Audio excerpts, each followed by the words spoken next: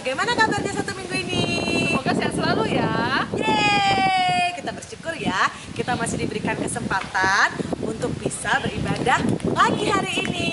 Nah, untuk kita semangat, kita mau yel-yel dulu yuk. Siap semuanya? Siap. GKT Betani Kids, Doa yes, firman oke. Sekali lagi yuk.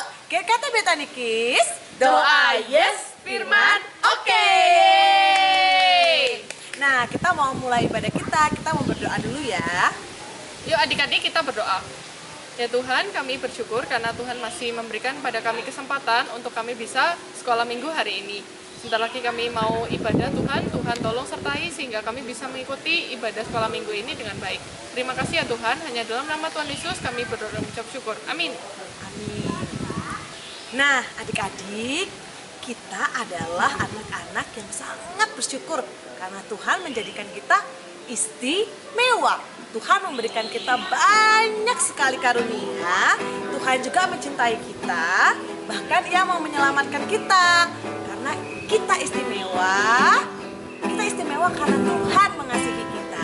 Ayo kita nyanyi sama-sama ya. Ayo, kita nyanyi pakai gerakan ya adik-adik. Jadi harus semangat semuanya. Siap.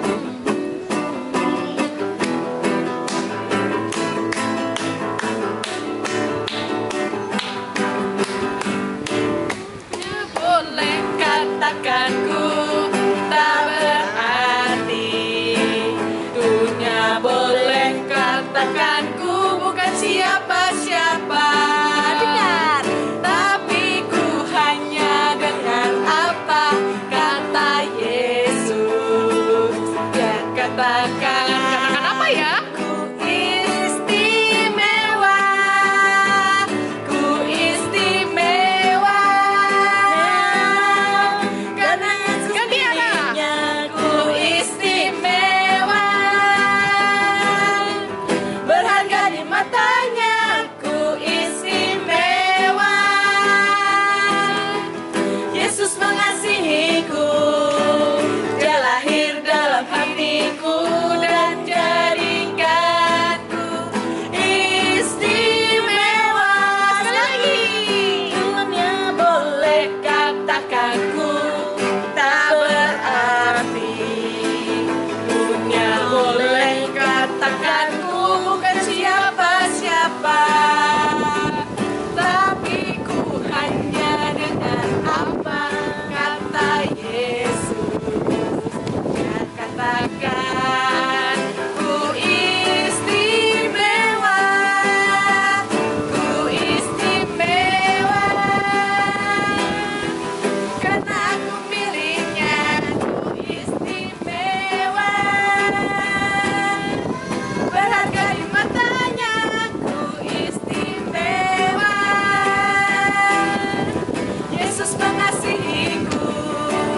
Dia lahir dalam hatiku dan jadikanku istimewa. Ku istimewa.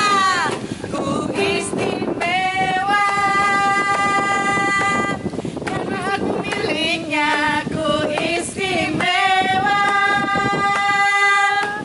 Berharga di matanya. Ku istimewa. Yesus mengasihiku.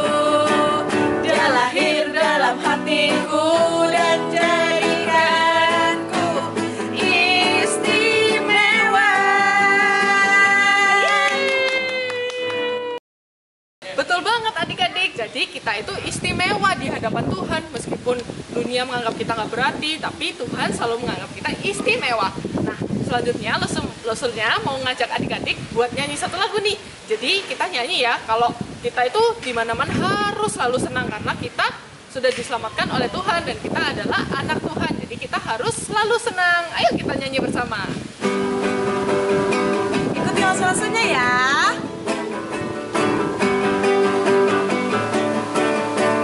Duduk senang, berjalan senang, di mana-mana hatiku senang.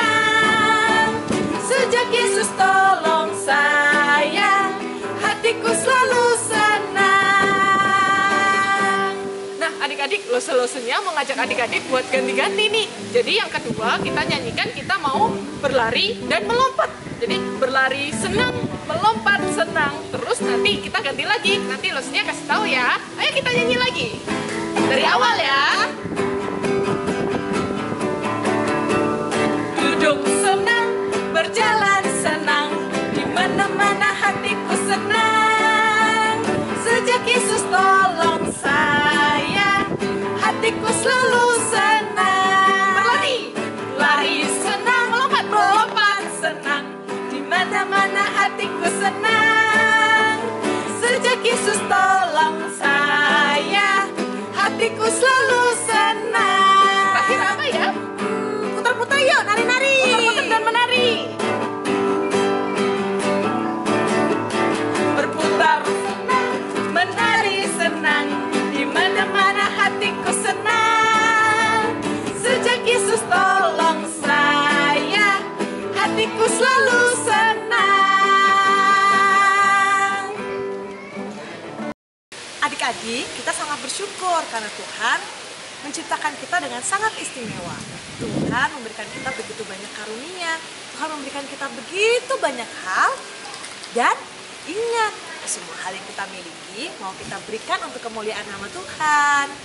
Mari adik-adik, kita mau dengar firman Tuhan disampaikan oleh Suyani. Kita nyanyikan pujian ini ya, semua hal yang aku punya aku berikan untuk Tuhan.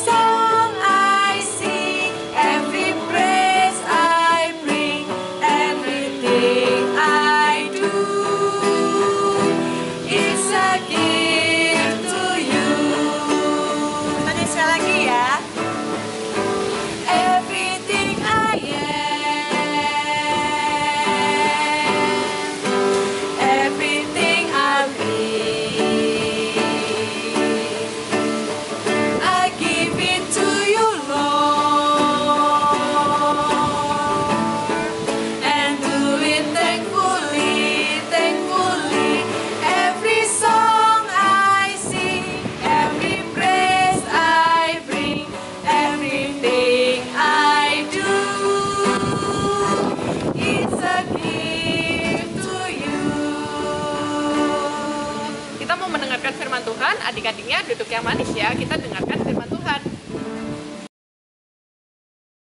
Selamat pagi anak-anak. Nah, sebelum kita mendengarkan firman Tuhan hari ini, yuk kita berdoa dulu. Tuhan Yesus, terima kasih untuk hari ini. Kami akan bersama-sama mendengarkan firman Tuhan. Tolong kami supaya kami mengerti apa yang Tuhan mau. Di dalam nama Tuhan Yesus kami berdoa. Amin. Nah, anak-anak tahu tidak? Ada banyak profesi yang ada di sekeliling kita. Nah, misalnya ini. Apa ya ini ya? Benar, polisi. Kalau yang ini coba. Wah. Apa ya? Yang keras? Iya benar, chef. Tukang masak, itu profesi. Ada lagi nggak ya? Ada lagi. Coba lihat yang ini. Nah, ini namanya apa? Astronot. Nah, astronot itu bisa pergi ke luar angkasa. Siapa mau jadi astronot kalau gede? Oh, ye. Sekarang profesi ini. Apa ya ini? Benar, penjahit. Iya, penjahit baju. Itu juga profesi. Nah, pinter. Sekarang yang ini. Ini apa? Nah, ini namanya pemadam kebakaran. Juga keren, hebat juga ya. Siapa yang mau jadi pemadam kebakaran kalau besar nanti? Wow, keren. Nah, hari ini Losa akan mengundang Onti Dini yang juga sebenarnya memiliki profesi yang keren juga, yaitu dokter gigi. Adik-adik tahu nggak bagaimana perjuangan menjadi seorang dokter? Bagaimana harus melakukan tugas dan tanggung jawab seorang dokter. Nah, untuk tahu itu semua, yuk kita lihat wawancara dengan Onti Dini. Selamat pagi adik-adik semua. Halo. Perkenalkan, pasti udah pada kenal ya, beberapa ya. Nama saya Dini. Biasa kalau di klinik dipanggil dokter gigi Dini karena profesi saya sebagai dokter gigi.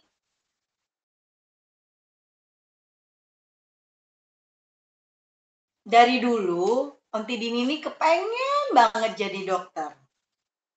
Jadi dokter, tapi bukan jadi dokter gigi. Sampai suatu saat, Onti Dini sakit gigi. Dan ke dokter gigi. Ngelihat dokter gigi di sana, Onti jadi kepengen nih jadi dokter gigi. Sampai akhirnya Tuhan berkenan memanggil Onti Dini menjadi dokter gigi, kuliah dengan baik. Semua itu karena penyertaan Tuhan. Onti Dini jadi dokter gigi sampai sekarang karena semua juga udah jadi rencana Tuhan untuk Onti Dini.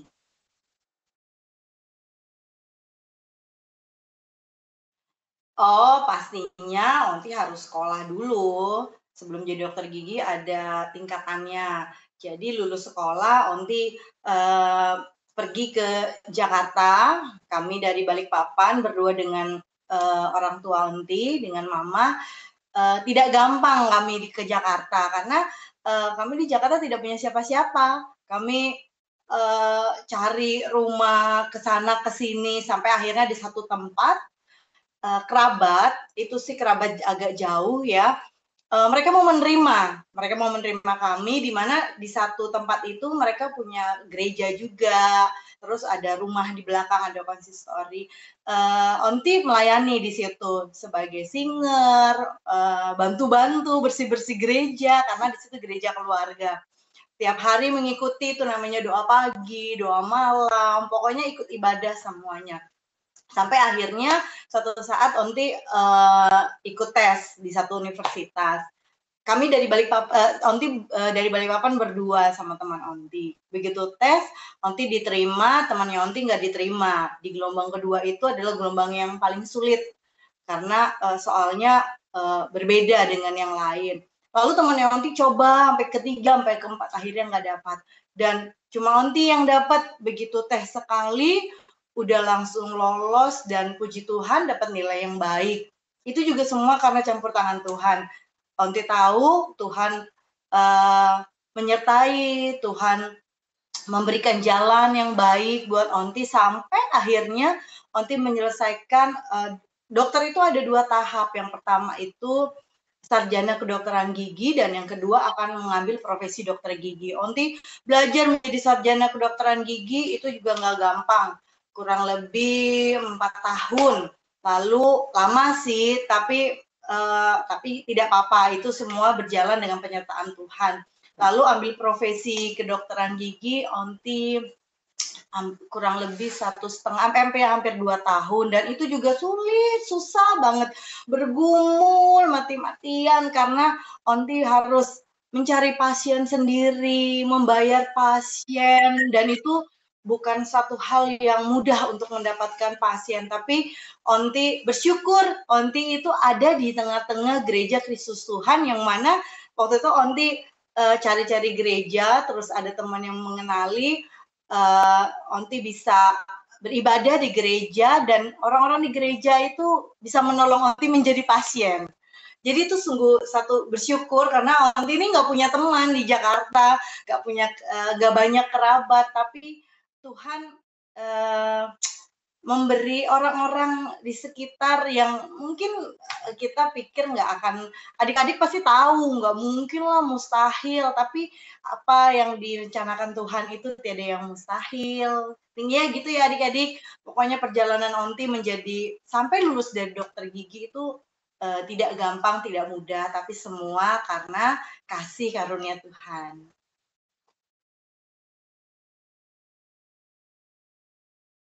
Oh iya, ada sumpah dokter namanya. Itu dibagi-bagi, ada yang agama lain, ada 5 apa 6 ya waktu itu. Nanti sebelum lulus itu waktu menjadi profesi dokter gigi. Itu kami 2 kali wisuda. Jadi yang kedua wisuda dokter gigi baru kami melakukan sumpah. Sumpahnya itu berisi pengabdian kami dokter gigi, pengabdian Onti menjadi dokter gigi yang baik, menjadi dokter gigi yang berkenan, menjadi dokter gigi yang takut akan Tuhan.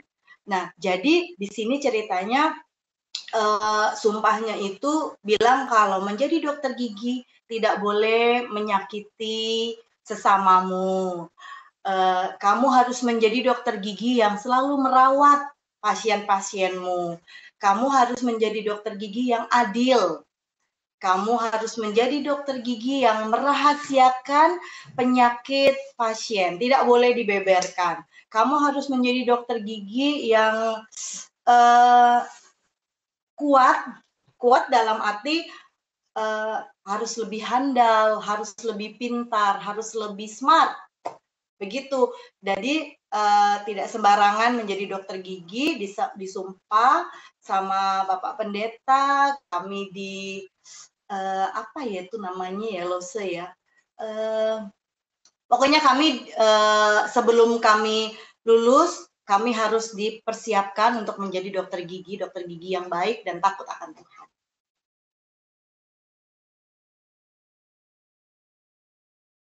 Tanggung jawab, pastinya. Iya, terima kasih adik-adik. Bye-bye, Tuhan memberkati ya. Dah.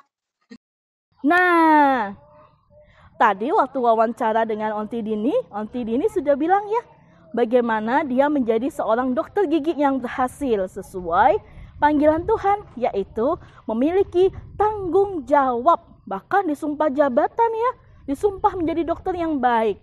Nah, ada di Alkitab, ada satu orang nabi yang sangat hebat, melakukan banyak mujizat dan dipakai Tuhan dengan luar biasa. Namanya Nabi Elisa. Nabi Elisa juga dipanggil oleh Tuhan untuk menjadi nabi, melayani Tuhan. Dan kita mau baca hari ini bagaimana ceritanya Nabi Elisa dipanggil menjadi seorang nabi. Nah, ceritanya lengkapnya ada di 1 Raja-Raja 19 ayat 19 sampai 21. Nah, kisah ini dimulai dari ketika Nabi Elia sedang ada di Gunung Horeb. Tuhan menyuruh Nabi Elia untuk memanggil nabi yang sudah Allah siapkan untuk menggantikan Nabi Elia, yaitu Elisa. Saat itu Elisa sedang membajak padangnya, membajak ladang yang begitu besar. Nah, Nabi Elia melempar jubahnya kepada Elisa seperti ini, ya. Nah, Elisa segera tahu bahwa itu adalah tanda Elia memanggil dia untuk mengikuti dia, menjadi muridnya dan akan menggantikan dia nantinya. Lalu Elisa segera meninggalkan lembunya dan dia pergi ke Elia dan kemudian berkata, izinkan aku untuk kembali ke papa dan mamaku dulu, berpamitan, kemudian aku akan mengikuti engkau. Begitu kata Elisa. Akhirnya Elisa melakukan itu dan bahkan Elisa berpamitan dengan papa mamanya.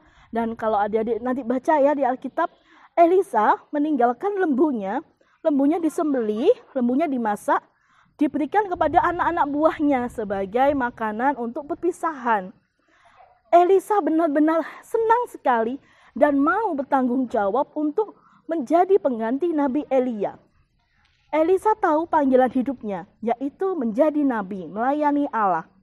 Dan Elisa dengan senang hati, dengan segera melakukan tanggung jawabnya, yaitu menjadi nabi pilihan Allah, menggantikan Nabi Elia. Nah, adik-adik, Elisa mau melakukan apapun demi melakukan tanggung jawabnya sebagai nabi yang sudah Allah tunjuk untuk menggantikan Elia.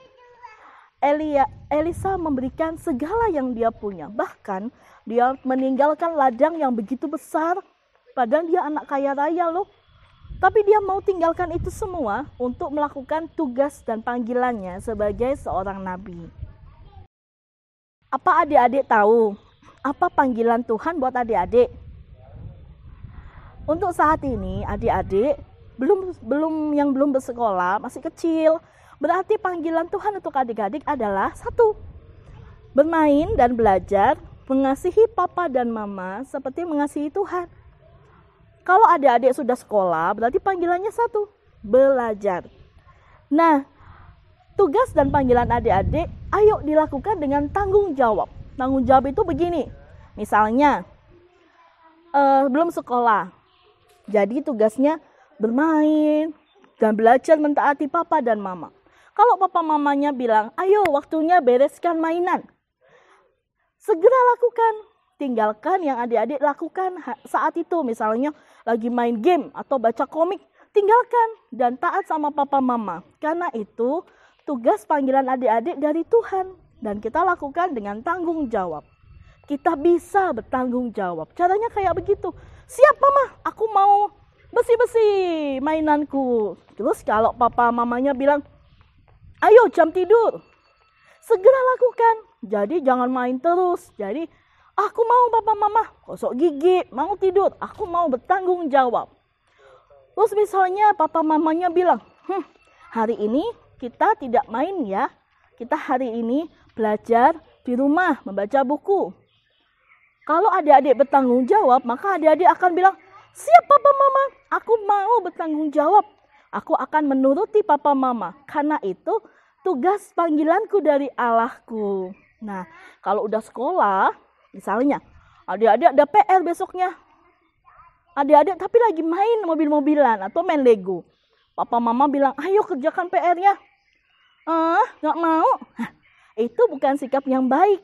Itu bukan sikap bertanggung jawab. Kalau bertanggung jawab, adik-adik akan bilang, siap papa mama, aku akan belajar. Karena itu tugas panggilanku dari Allahku. Aku mau taat. Nah, cara Tuhan memanggil adik-adik adalah tentu saja melalui papa mama, guru-guru yang Tuhan percayakan, membimbing, dan juga menolong adik-adik. Supaya adik-adik semakin tahu bagaimana caranya taat kepada Tuhan dan melakukan tugas dengan tanggung jawab. Sekarang ayat hafalannya ya. Kolose 3 ayat 23. Apapun juga yang kamu berbuat, berbuatlah dengan segenap hatimu seperti untuk Tuhan dan bukan untuk manusia. Nah, adik-adik, siapa yang mau belajar bertanggung jawab? Yeay, mau ya? Kalau begitu, kita ganti kata-katanya yuk. Kata-katanya begini. Kolose 3 ayat 23. Apapun juga yang aku berbuat dengan segenap hatiku seperti untuk Tuhan, bukan untuk manusia. Nah, adik-adik yang cantik, adik-adik yang ganteng, langsung tahu kalian akan menjadi anak-anak yang bertanggung jawab. Ayo semangat, lakukan tugas panggilan dari Allah untuk menyenangkan Allah. Dan lihatlah, Allah akan memberkati adik-adik. Ya, semangat ya. Nah, mari kita berdoa. Tuhan Yesus, terima kasih untuk hari ini. Kami mau belajar bertanggung jawab seperti Elisa yang meninggalkan segalanya untuk melakukan tugas panggilannya, yaitu menjadi nabi memuliakan Tuhan. Tolong kami Tuhan, memuliakan nama Tuhan, menyenangkan hati Tuhan. Di dalam nama Tuhan Yesus kami berdoa. Amin. Nah, selamat hari Minggu anak-anak yang dicintai sama Tuhan. Selamat bersenang-senang dan selamat menjadi anak-anak yang bertanggung jawab. Untuk terakhir, langsung mau kita baca sama-sama kata-kata ini.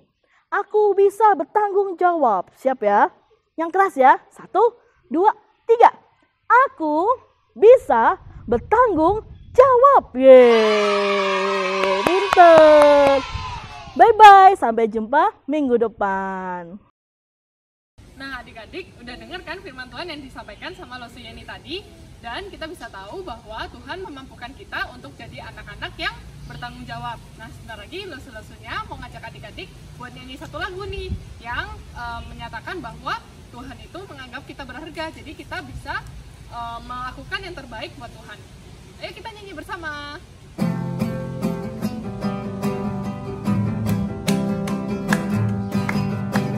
Big or small, short and tall, semua di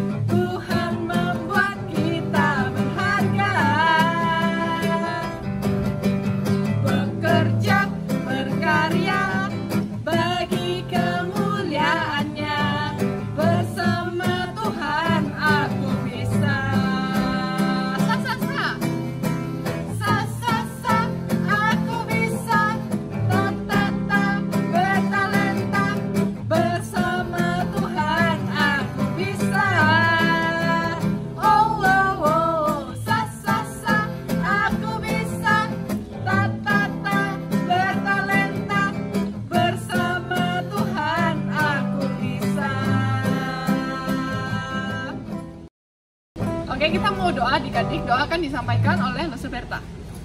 Tuhan, kami bersyukur karena hari ini kami sudah memuji Tuhan dan mendengarkan firman. Tolong kami agar kami menjadi anak-anak yang bertanggung jawab atas apa yang Tuhan percayakan kepada kami. Tuhan, kami mau mengakhiri ibadah kami. Tuhan juga yang menolong kami sepanjang hari ini. Terima kasih Tuhan. Dalam nama Tuhan Yesus kami berdoa. Amin. Amin. Nah adik-adik, ibadah sekolah minggu hari ini sudah selesai. Nah, sebelum kita menutup ibadah ini, lesu-lesunya mau nutup pakai yel-yel nih. Jadi kita harus bisa tetap semangat untuk menjalani hari Minggu ini. Ayo kita yel-yel. 1, 2, 3. GKT Bethany Kids, doa yes, firman oke. Oke adik-adik, jangan lupa ayat hafalannya ya. Kita harus tetap semangat hari ini dan kita bisa menjadi anak yang bertanggung jawab dan Tuhan pasti memampukan kita. Sampai ketemu di ibadah minggu depan. Dadah.